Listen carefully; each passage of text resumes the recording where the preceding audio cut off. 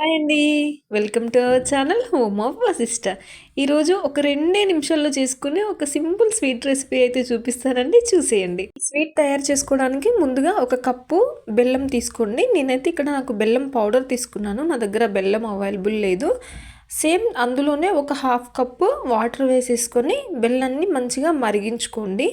మీరు ఏదైనా సరే, మీరు బెల్లం తీసుకున్నా, బెల్లం పౌడర్ తీసుకున్నా, మీరు తీసుకున్న క్వాంటిటీలో అందులో half of the cup water వేసేసి ఇలా జస్ట్ అది కరిగేలాగా మరిగిస్తే సరిపోతుంది. ఇక్కడ మనం పాకం ఏం పట్టట్లేదండి.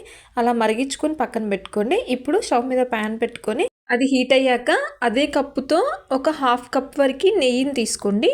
సన్నని మంట మీద వేసుకున్న నెయ్యిని నెమ్మదిగా హీట్ చేసుకోండి.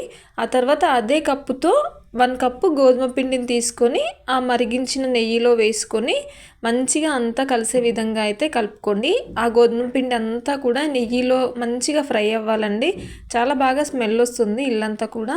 అలా మొత్తం కూడా నీట్గా కలుపుకోవాలి. ఆ ఫ్లేమ్ అయితే లో ఫ్లేమ్లోనే పెట్టుకొని అదంతా సాఫ్ట్గా ఇలా కలుపుకోండి. కలుపుకున్న తర్వాత ఇందాక మనం బెల్లం కరిగించి పెట్టుకున్న వాటర్ ఉన్నాయి కదా, దాన్ని స్ట్రైనర్తో ఇలా ఇందులో కొంచెం కొంచెంగా వేసుకుంటూ నీట్గా కలుపుకోండి. అవన్నీ వాటర్ కూడా పడతాయండి, బట్ ఒకేసారి వేస్తే కలపడం అంత ఈజీ కాదు కదా.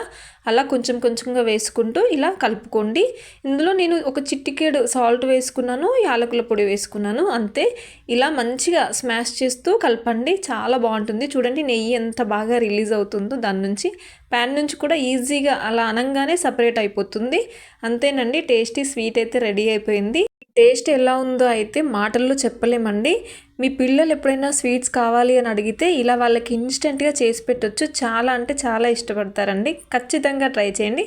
మీకు కనుక వీడియో నచ్చితే ప్లీజ్ సబ్స్క్రైబ్.